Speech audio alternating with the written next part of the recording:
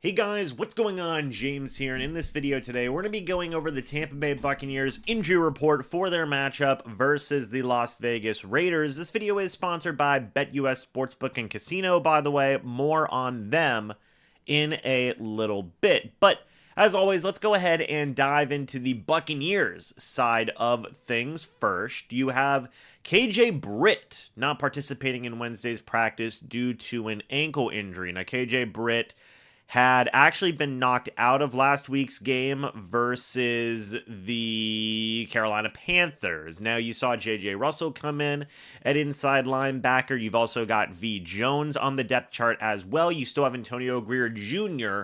on the practice squad. So if KJ Britt cannot go, J.J. Russell will be that first guy to be the linebacker two next to Lavonte David, but I also personally would not be surprised if you saw more of V. Jones in the mix as well, if J.J. Russell might not be getting the job done, or they may want to, throw a spark in there or try something different. So we're going to have to wait and see how that goes. Mike Edwards was not participating due to a hamstring injury. We've talked about all the moves the Bucs have made at that safety position.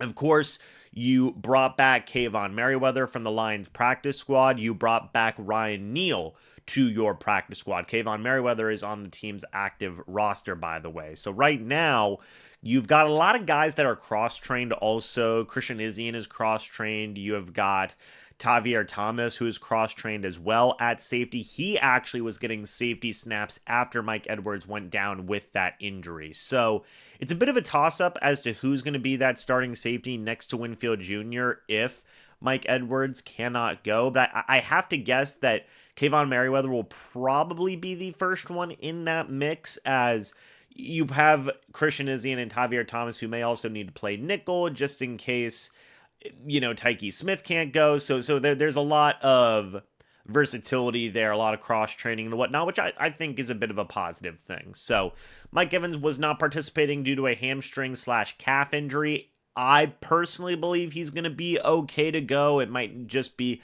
precaution, rest, things along those lines. So I think that should be all well and good. Greg Gaines was full go with an ankle injury. Will Golson was full go with a knee injury. Both these guys have been working back. Both these guys are valuable depth, in my opinion, to that defensive line. You've seen Vita Vea do a lot of good work. You've seen Kalijah Kancey do a lot of good work. But Greg Gaines and Will Golson have had their moments this year as well, so hopefully they can continue to stay and be healthy going forward throughout this very crucial stretch for the Bucs season.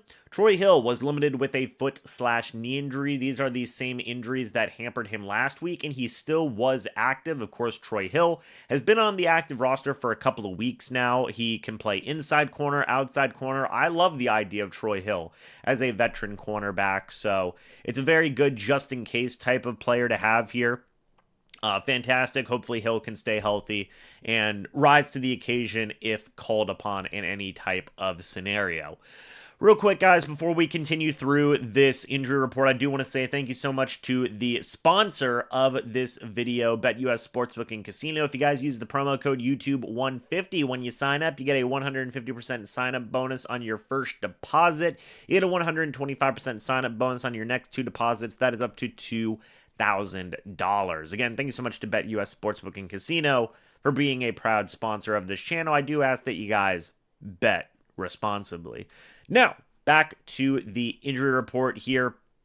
A couple of more interesting things. Baker Mayfield, no need to worry, folks. He was good to go with an Achilles/knee injury. He was full go on Wednesday. He did come back into that game. Somebody had stepped on his ankle, a Panthers player, after a sack. He did go to the blue tent in that Carolina Panthers matchup, but he did come back, and he did finish out the game and help the Bucs win the game in pretty mind-blowing fashion, in my opinion. So he should be good to go.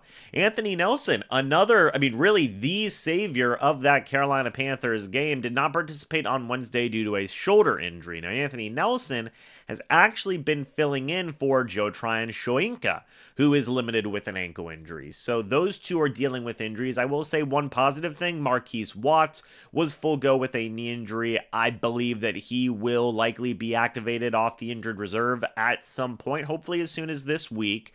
He is currently in that 21-day practice window from the injured reserve, so they can activate him at any point in those 21 days.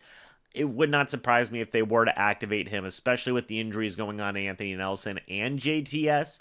Might be some very much needed reinforcements, but those are some of the injuries going on at outside edge rushing linebacker.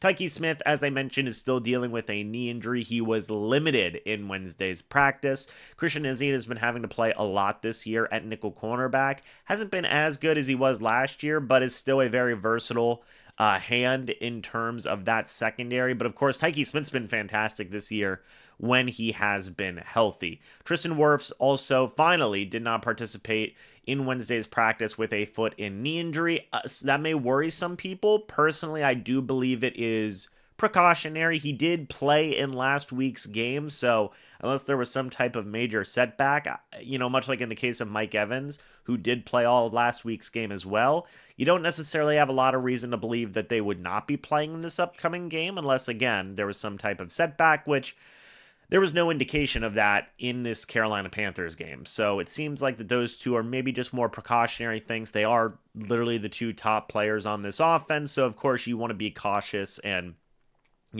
nurse them back as carefully as you can regarding their injuries on a week-to-week basis. Let's go ahead and end this out with the Las Vegas Raiders. Nate Hobbs did not participate with a ankle injury Wednesday for the Raiders. That's a big deal, starting cornerback for them. Alexander Mattison, starting running back, was limited with an ankle injury. Zamir White, another starting running back of theirs, did not participate with a quad injury. Jordan Meredith was full go with a shoulder injury, and Justin Shorter was full go with a back injury. So, bit of a shorter report for the Raiders than the Buccaneers. We'll see how that factors into the matchup. But I will say, yes, KJ Britt, Mike Edwards, those are two of the bigger names that are not participating, but guys are getting healthier. Marquise Watts is coming back soon. Gaines, Golston, I think Evans and Wirfs will honestly be good to go. Baker's full go, which is I thank God for that. So there are positives to this injury report. I do believe some guys are getting healthier. Some reinforcements are coming in, and we'll see how the Buccaneers can carry on with this injury report. But guys, let me know your thoughts and opinions about this down in the comments section below. I'd love to hear it. Again, one more thank you to BetUS Sportsbook and Casino for sponsoring this video. And as always, guys, I will see you all in the next video or the next live stream. But until then, and as always, guys, goodbye for now, and go Bucs.